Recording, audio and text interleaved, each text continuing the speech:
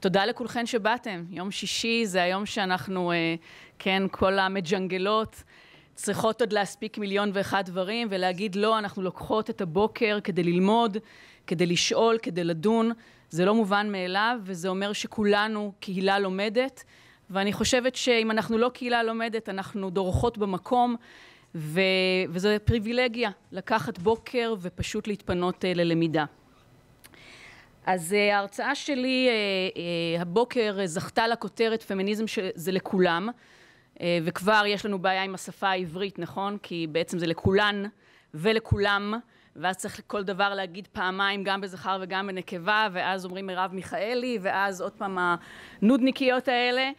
אז כבר השפה העברית מקשה עלינו לסרטט מרחב שאדיש לשאלה אם אנחנו נשים או גברים. הכותרת הזאת היא הומאז' לכותרת ספרה של בל הוק משנת 2000, Feminism is for everybody, באנגלית זה נשמע יותר טוב. אז לכאורה לא ברור למה בכלל צריך להסביר למה פמיניזם זה לכולן ולכולם, זה הרי ברור. פמיניזם זו התנועה החברתית שקוראת לשוויון בין נשים לגברים. איך מישהו או מישהי יכולים בכלל להתנגד לדבר הזה, למטרה הזאת? אז ראשית, כמובן שיש גברים ונשים שמתנגדים למטרה הזאת, ואנחנו צריכים וצריכות להסתכל למציאות בעיניים, אנשים שחושבים שנשים נחותות מגברים, שהמקום שלהן במטבח, שלא צריך לשמוע אותן בספירה הציבורית, בין אם בגלל שככה זה בטבע, ובין אם בגלל שאולי אלוהים זה מה שהיה לו להגיד בעניין. אבל מה שאני חושבת שלא פחות מסקרן, הוא שיש נשים שמסכימות שצריך להיות שוויון בין נשים לגברים, ועדיין לא מצהירות על עצמן כפמיניסטיות. נכון, יש משפט כזה, אני לא פמיניסטית, אבל, כן, אבל מגיע לנשים שוויון. ואני חושבת שזה נורא מעניין. למה? למה נשים מתקשות לזהות את עצמן כפמיניסטיות, ועל גברים אני אדבר בסוף, זה אתגר מסוג אחר, אבל קודם כל הקהל שעבורו התנועה הזאת עובדת ועבדה ב-150 השנים האחרונות. אז ראשית מסתבר שפמיניזם סובל מיחסי ציבור בעייתיים מאוד. כשאני נכנסת לכיתה של תלמידות ותלמידי תיכון, ושואלת אותם, כשאתם חושבים על אישה כפמיניסטית, או שמעתם על אישה שהיא פמיניסטית, מה עובר לכם בראש? אז בהתחלה הם אומרים, אישה חזקה, ושוויון זכויות, ושוויון לנשים, ואישה עצמאית. ואז אני אומרת להם, אוקיי, בואו, עכשיו על אמת, מה עובר לכם בראש? ואז יוצאים כל הסטריאוטיפים, כן? היא שונאת גברים, והיא לא מורידה שערות מהרגליים, והיא לסבית, והיא לא מתחתנת, והיא שורפת חזיות, וכל הדימויים הדי נוראים האלה. היא גם מכוערת. אז די ברור למה נשים, בוודאי בגילאים צעירים, וזה אחר כך גם מוטמע, לא רוצות להשתייך לדבר הזה, נכון? מי מאיתנו רוצה שזה מה שיחשבו עליה? רובנו מחוברות למשל לגברים בכל מיני אופנים. בנות זוג, אימהות, אוהבות גברים, שוב, בכל מיני אופנים. והדימוי הזה של שונאת גברים הוא דימוי כל כך חזק ונורא, ולא מהדהד את הנסיבות החיים שלנו ומה שאנחנו מרגישות. בוודאי בחברה שבה נשים אמורות להיות יפות וחמודות. נכון? אני תמיד אומרת, בר רפאלי, כן, שאומרת, כן, אני רוצה גבר חזק, ולא, אין לי בעיה להיות במטבח, וכל מיני אמירות. בר רפאלי, כאילו, מאיזה פוזיציה בכלל אומרת את הדברים האלה? נכון? אבל המסר הזה, להיות יפה ונחמדה, ואם את לא אחד משני הדברים האלה, את בבעיה.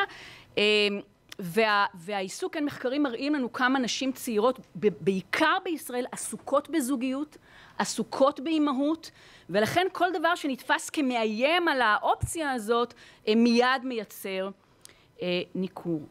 עכשיו, האוסף סטריאוטיפים הבאמת לא נעים הזה, הוא מהמם במובן השלילי שלו, כי אין תנועה חברתית יותר מוצלחת ויותר חשובה במאה ה-20 מאשר התנועה הפמיניסטית. אין. וכשאנחנו רוצות לחשוב על זה, אנחנו מבינות את גודל ההישג. את מה התנועה הזאת הצליחה להשיג במהלך המאה ה-20. תחשבו על נשים במאה ה-19, לא כל כך הרבה זמן חלף, כן, במונחים של ההיסטוריה האנושית. רק לפני 150 שנה, בלי זכות לבחור, בלי זכות להיבחר, בלי זכות ללמוד באוניברסיטה. אני לא יודעת כמה מכם ראו את הסרט על ביידר גינסבורג, נכון? וזה לא הרבה בשנת תתר הפפו. זה, אני מורידה את זה כי זה מקרקש. זה לא נתפס, כן? איך להיכנס לאוניברסיטה וללמוד משפטים, כן? אז לא הייתה זכות להיות עורכת דין, להיות רופאה. בלי זכות לגדל את הילדים שלהם כשהן מתגרשות, כי הילדים הם באפוטרופסות הבלעדית של האבא. בלי הזכות לשמור את שם המשפחה שלהן כשהן מתחתנות. כי הישות המשפטית שלהם, על פי אותו דין באותה תקופה, הישות המשפטית שלהם מתמזגת לתוך הישות המשפטית של הבעל, והוא צריך עכשיו להחליט, כן, עד היום, כן, ראש המשפחה, זה מופיע בכל מיני רקורדים של הביטוח הלאומי, מי הוא ראש המשפחה, נכון? יפה. בלי זכות להתנגד כשהבעל דורש יחסי מין. זה לא נחשב אונס על פי הדין הפלילי באותה תקופה, היא צריכה להסכים, כי זה חלק מהפררוגטיבה של גבר נשוי. בלי שם להטרדות מיניות. זה לא שלא היו הטרדות מיניות לפני החוק למניעת הטרדה מינית, נכון? כולנו יודעות שהם היו שם, אבל לא היה לנו אפילו את השיום, את מתן השם. ותראו איפה אנחנו היום. עם זכות לבחור ולהיבחר, עם זכות ללמוד באוניברסיטה. יש היום בישראל יותר סטודנטיות מסטודנטים. כן? ככה נראית מהפכה. ככה נראית מהפכה. עם זכות להשתתף בשוק התעסוקה, עם זכות להיות הבעלים של עצמנו, של הקניין שאנחנו רוכשות. כן? המשכורת שלי לא חייבת לעבור, כן, לחשבון של הבעל. עם הזכות לאפוטרופסות על הילדים. שוב, בדיונים בכנסת על חוק הכשרות המשפטית והאפוטרופסות, ההישג היה שגם האם הוכרה כאפוטרופסה על הילדים שלה. אנחנו מתקשים ומתקשות בכלל לזכור את העידן הזה, ושוב, זה רק לפני כמה עשרות שנים. עם הזכות להתנגד למין לא רצוי, גם אם זה דרישתו של הבעל. אין עוד תנועה חברתית שהצליחה להשיג כאלה הישגים מדהימים בתקופה כל כך קצרה. ועדיין, הרבה נשים שהתנועה הזאת הצליחה לשחרר בצורה כל כך מרשימה, מתנגדות לה. אז באיזה מצב אפשר לייצר כזו רשימה של סטריאוטיפים, איומים ומנקרים, כלפי מי שמייצגות את התנועה שבזכותה נשים יכולות ללמוד ולבחור ולהיבחר ולעבוד ולהיות בעלים של רכוש ולהשתתף בחיים הפוליטיים? אז איך דבר כזה קורה? ואני טוענת שקודם כל, בורות. המצע שמאפשר סטריאוטיפים וניקור מהתנועה שמשחררת אותך, המצע הזה הוא בורות. וכשאני נכנסת לאוניברסיטה, כן, יש דיקור שנקרא פמיניזם ממשפט וחברה, ויושבים ויושבות 120 סטודנטים מרחבי הקמפוס, ואני אומרת להם, כמה מכם למדו על התנועה החברתית שנקראת התנועה הפמיניסטית בבית ספר? אולי 6 אצבעות, אני נדיבה. זאת אומרת, בתי הספר התיכוניים לא מלמדים על התנועה החברתית הכי חשובה של המאה ה-20. יש אנשים, יש גופים, יש אידיאולוגיות שיש להם אינטרס לשמר את הבורות הזאת. למשל, במשרד החינוך יש יחידה לשוויון בין המינים, והיא יצרה מערכים כן, שאמורים לקדם את ההבנה מגיל מאוד צעיר עד התיכונים של הזכות לשוויון בין המינים, אבל האימוץ של מערכי השיעורים האלה הוא אימוץ וולונטרי. בית ספר רוצה, לוקח, לא רוצה, לא לוקח, ונחשו, לא לוקח. לא לוקח. כן, זה באמת חשוב. עכשיו,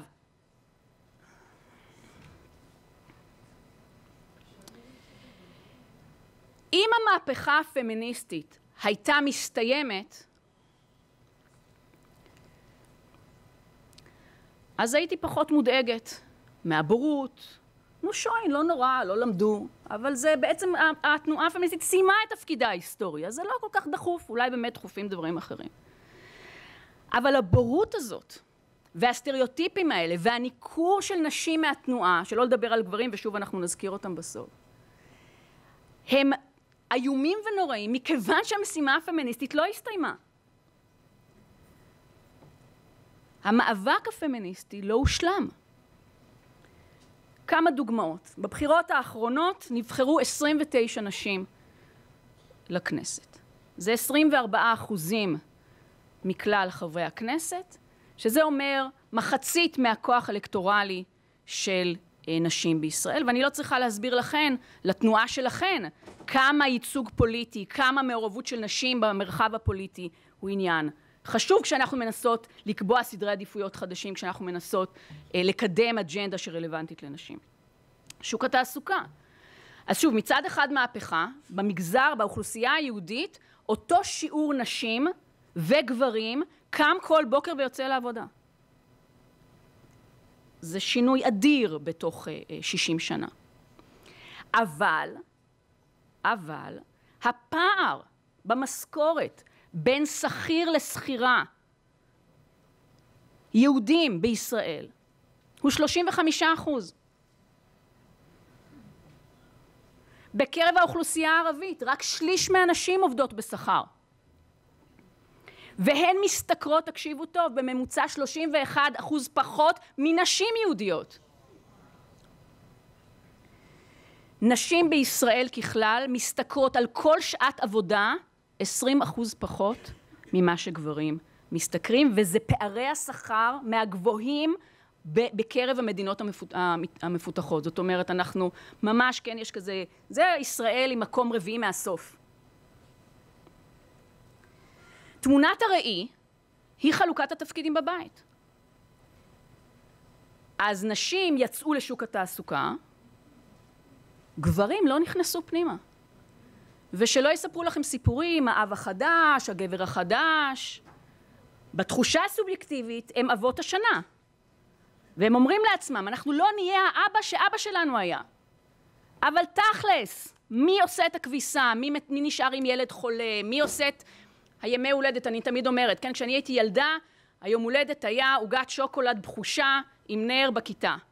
היום זה בת הים הקטנה בפארק הירקון, הם מתנפחים. אז צריך לעבוד בזה במשרה מלאה, בדבר הזה. אוקיי? אז תשימו לב לנתונים.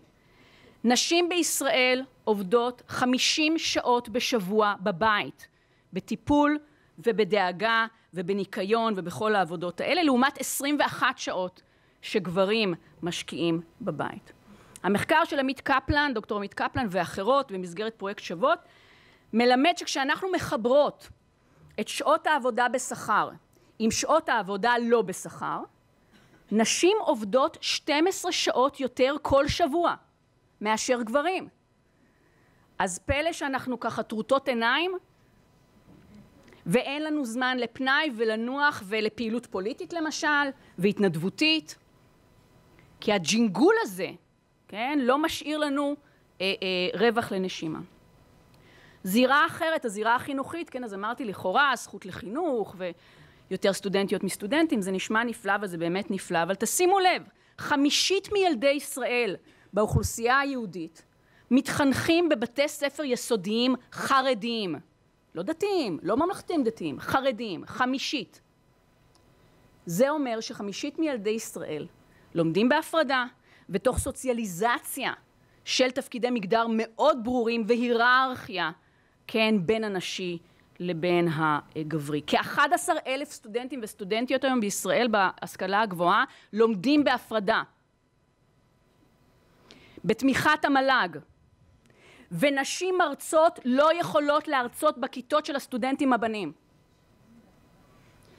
אז אנחנו הולכות אחורה.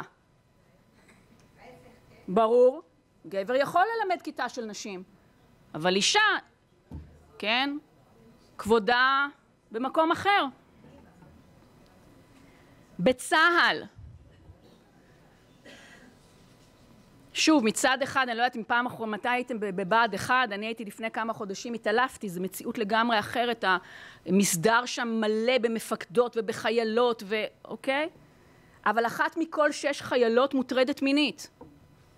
וגם שם, אתם תשמעו את זה בוודאי יותר מיופי תירוש, כשיהיה את המפגש בספיר, אבל ההדרה מחלחלת לצבא, ומקלה שם כל חלקה טובה, ורק לפני שבוע התבשרנו על הורדה בדרגה של היוהל"ן, כי באמת כבר אין בעיות מגדריות בצה"ל.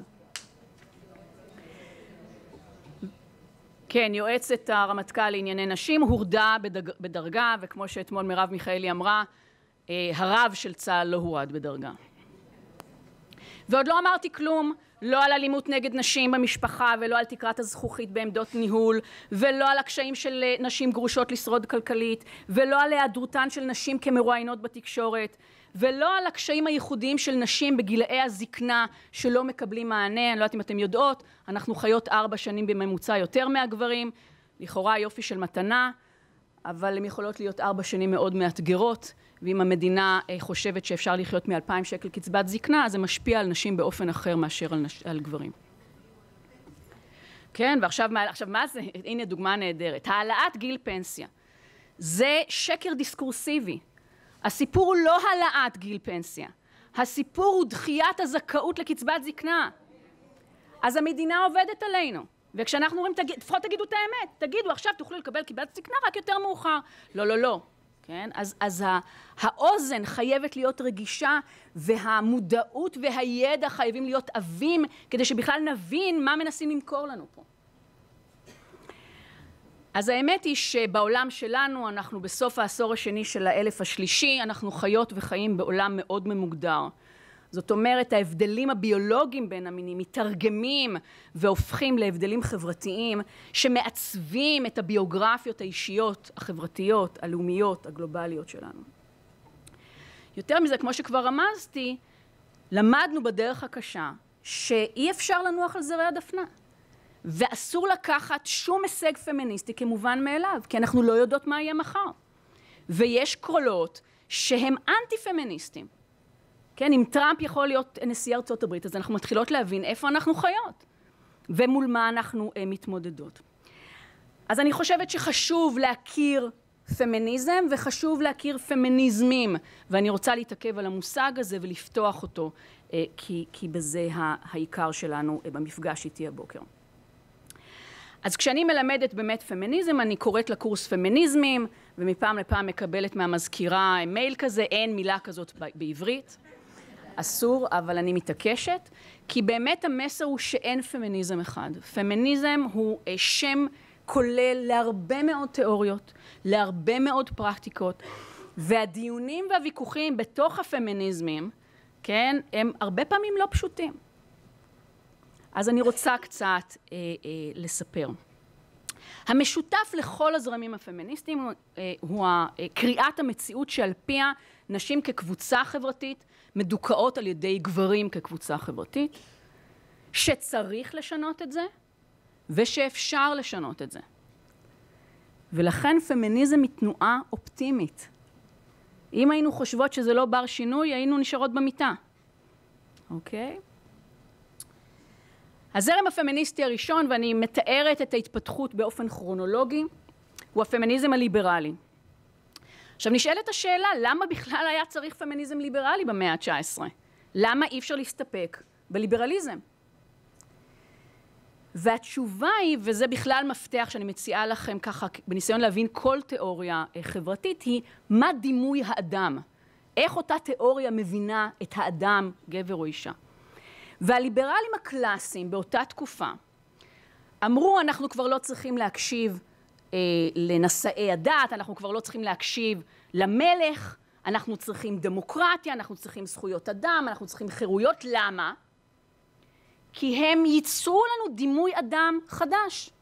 האדם הוא יצור רציונלי, ולכן צריך לתת לו, לנתב את דרכו בעולם, גם דרכו המוסרית וגם דרכו הכלכלית. כל אחד יכול לשקול יתרונות, חסרונות, עלויות, רווחים, כן, שוק חופשי ומעטפת מאוד דקה של המדינה. כל מה שהמדינה צריכה לעשות זה למנוע מאחד לפגוע באחר. חוץ מזה, בבקשה, שבני האדם ישתתו להם וימקסמו את רווחיהם ויפתחו לעצמם את המוסר שלהם. למה היה צריך פמיניזם ליברלי? כי באותה תקופה רבים חשבו שנשים אינן יצור רציונלי. ואם הם לא יצור רציונלי, אז כל התובנות הליברליות לא חלות עליהם.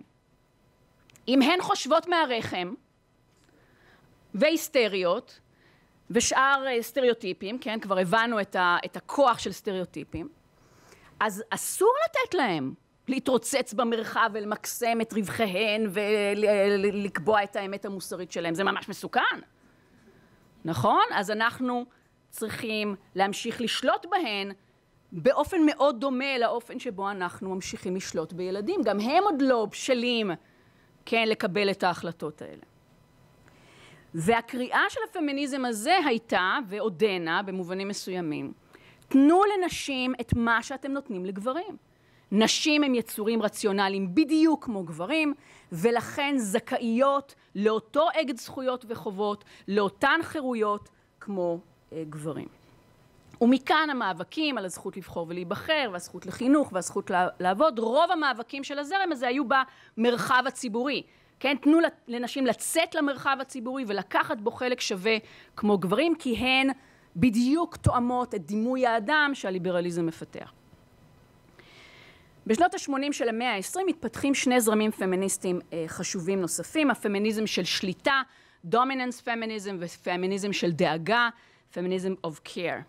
הנציגה הבולטת של הפמיניזם של שליטה היא קת'רין מקינון, משפטנית אמריקאית, והנציגה הבולטת של פמיניזם של דאגה היא קרול גיליגן, פסיכולוגית אמריקאית, ואני חושבת שזה שאחת באה ממשפטים ואחת באה מפסיכולוגיה, גם מהדהד את התורות שהן מפתחות.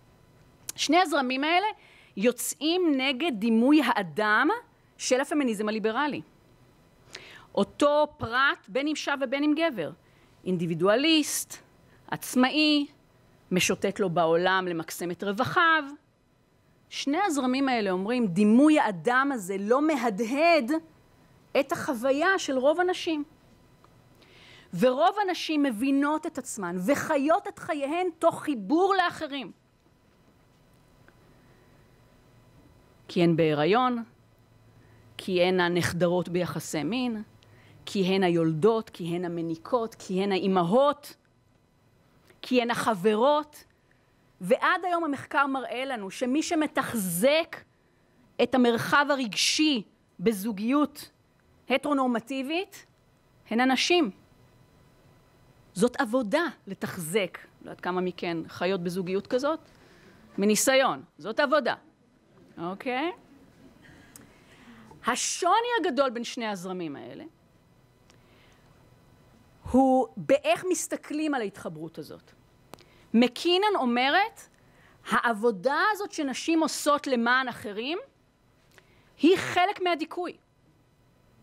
נשים מתחנכות מגיל צעיר לתת מעצמן, כן, אנחנו כולנו מכירות את החלוקה, ילדות בגן עם הבובות, הבנים עם המכוניות, להבין את עצמן דרך הנתינה הזאת, והדימוי שהיא משתמשת בו זה שלנשים יש רגל על הצוואר.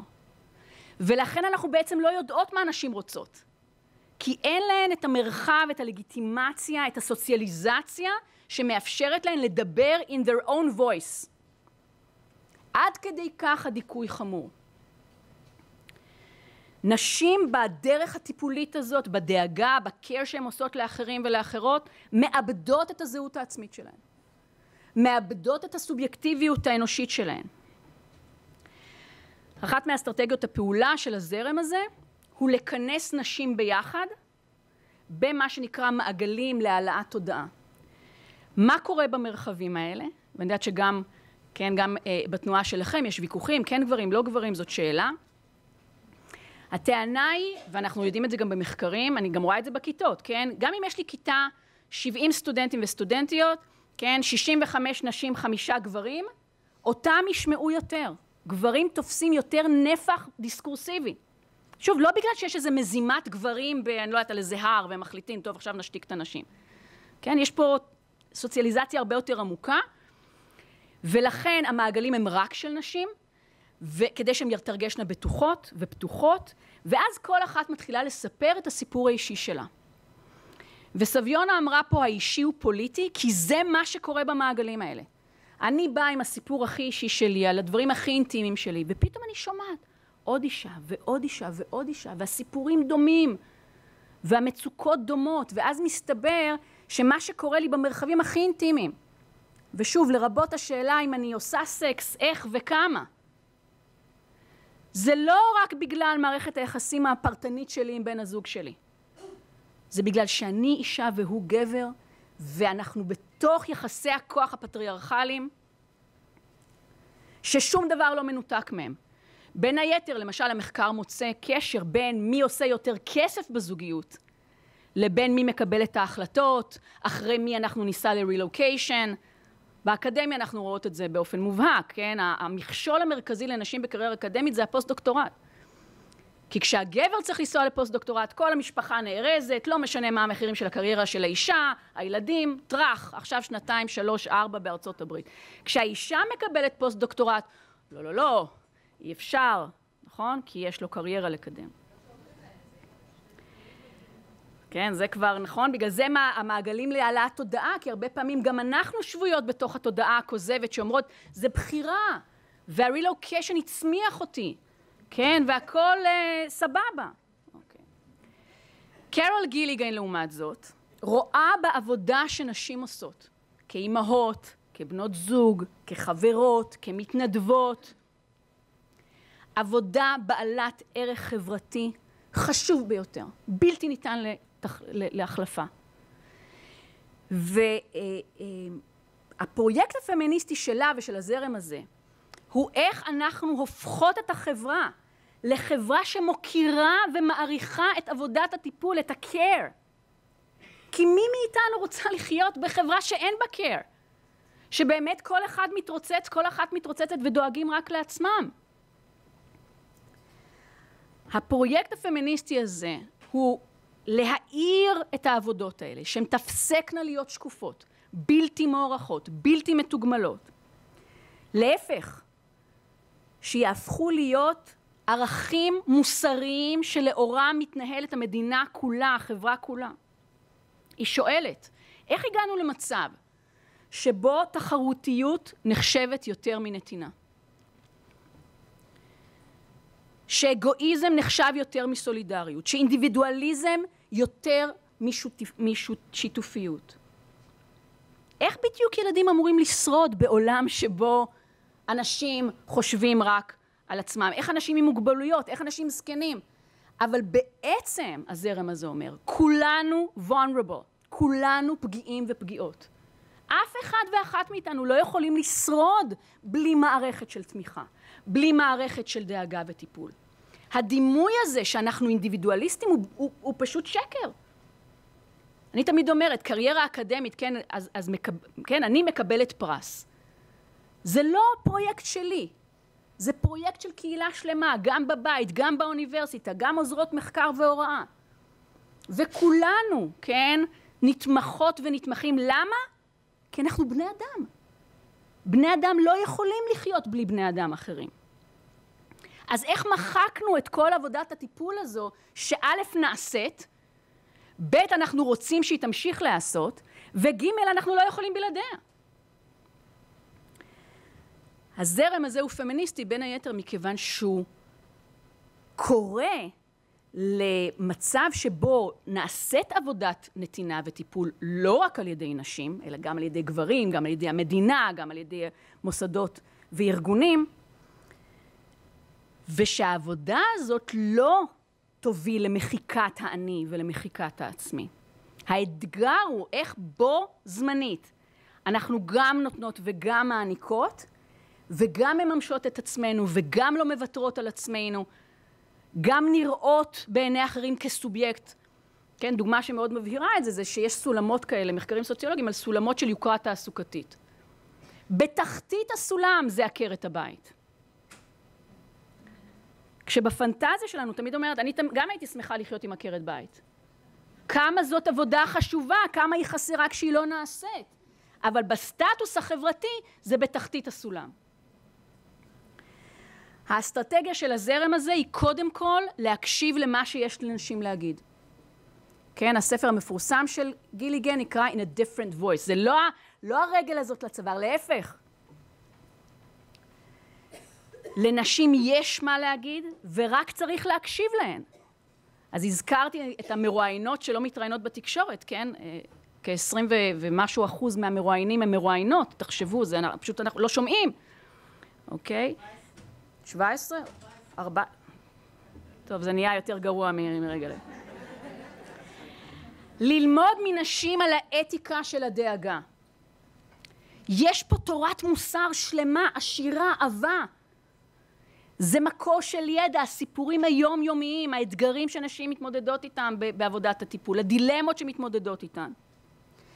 ותורת המוסר הזאת צריכה להיות המוסר של כולנו, שוב, גברים, נשים, חברה, מדינה, כתורת מוסר אלטרנטיבית לתורת המוסר הנאו-ליברלית של שוק חופשי, אכזר ומנוכר, שנותן לנו ליפול אם אנחנו לא מצליחים ומצליחות לתפקד כאותו עובד אידיאלי שאין לו מחויבויות לאחרים. עוד דוגמה לאסטרטגיות הפעולה זה למשל כאשר הביטוח הלאומי הכיר והחוק שונה בקצבת זקנה גם לנשים שהיו עקרות בית. עדיין לא לגברים שהיו עקרי בית. אין בכלל חיה משפטית כזאת. תחשבו על זה, דיברתי על היציאה של נשים ישראליות לשוק התעסוקה. 47% מהישראלים והישראליות היו צריכים להחליף עיסוק כדי שלא יהיו יותר מקצועות נשיים. מה זה אומר? זה אומר שרוב הנשים בישראל מועסקות במה שנקרא עבודות צווארון ורוד. עיסוקים שברובם הם עיסוקים נשיים. עכשיו, מה זה העיסוקים האלה? בואו נחשוב רגע. מורות, עובדות סוציאליות, אחיות, גננות, מזכירות. עכשיו, מה משותף לכל העיסוקים? בדיוק. העבודות האלה הם extension, הם הימשכות של העבודות המסורתיות של נשים בבית. המחנכות, המטפלות, העזר כנגדו. אז נתנו לנשים לצאת לשוק התעסוקה, אבל בלי למוטט את התפיסה העמוקה של מה זאת נשיות. ואחת השאלות היא, למה אלה מקצועות שהשכר בהן לא משקף את החשיבות החברתית שלהן? מה יותר חשוב מלהיות מורה? אנחנו מפקידות את הילדים שלנו בידיים שלהם. מה יותר חשוב מלהיות אחות? גננת. וכמה הן מרוויחות? הן מרוויחות באופן שלא מאפשר להן קיום עצמאי. ולכן הן חייבות להתחתן ולהישען על משכורת מרכזית של גבר. כן, עובדות סוציאליות זה באמת, תמיד יש העובדת הסוציאלית וביקורת נורא קשה. אני תמיד אומרת, הן לא מסוגלות להצליח בתפקיד שלהן. זאת, כן, משימה של כישלון ידוע מראש. בדיוק, ולכן הזרם הזה אומר לנו, זה לא רק עניין של אישה ספציפית, זה לא רק עניין של זוגיות ספציפית, זאת עניין של מדינת רווחה, שכולנו צריכים וצריכות. החל מהשנות ה-90 של המאה ה-20, מתחילים לצמוח זרמים פמיניסטיים נוספים, מה שמכונה באופן כללי זרמים אנטי-אסנציאליסטים, לא מהותניים. זרמים שאומרים לשלושת הזרמים הקודמים, אתם הובלתם, אני צריכה לסיים? אתם הובלתם ומובילים ומובלים על ידי נשים פריבילגיות. נשים לבנות, נשים משכילות, נשים מבוססות, נשים מהמרכז, שסיפרו לנו שיש sisterhood בין נשים. אבל זה לא המצב. והמאבקים שלכם, למשל, על הזכות להפלה, נשים שחורות בארצות הברית אומרות, המאבק של הפמיניזם בשנות ה-80 של המאה ה-90 בארצות הברית, במאה ה-20 בארצות הברית, זה המאבק על הזכות להפלה. הנשים השחורות אומרות, סליחה, מה עם הזכות ללדת בצורה בטוחה, לגדל ילדים שהם לא מסתובבים ברחובות ואחרי זה נכנסים לכלא? אני לא יודעת אם אתם יודעים מה שיעורי הכליאה של גברים שחורים בארצות הברית. נשים פלסטיניות בישראל, הפמיניסטיות, אומרות לפמיניזם היהודי, אליס מילר? זה ההישג הגדול שלכן? מה זה רלוונטי לחיים שלנו? הפמיניסטיות המזרחיות אומרות, נשים בדירקטוריונים? זה ההצלחה הגדולה שלכם? מה זה קשור למאבק שלי על הזכות לדיור, על הזכות לחינוך, על הזכות להנגשה בפריפריה? ומה שהפמיניזמים האלה אומרים לנו, זה שיש שילוב מיצבים, זה נקרא intersectionality, שילוב מיצבים. זה לא רק גברים ונשים. כשאני אישה מזרחית, אז אני מופלית פעמיים, גם כאישה וגם כמזרחית, והאפליה שזורה בתוך הפטריארכיה והגזענות בחברה הישראלית. כשאני אישה אתיופית, כן, הסימון של הגוף שלי כגוף זר כבר מייצר, כשאני מהגרת מברית המועצות לשעבר, אני חובה סטריאוטיפים לא מהסוג שאני דיברתי עליו בהתחלה, הרבה יותר קשים ודכאניים. ולכן, כן, צריך לשים לב גם לאופנים שבהם נשים מדכאות נשים אחרות ולוקחות חלק.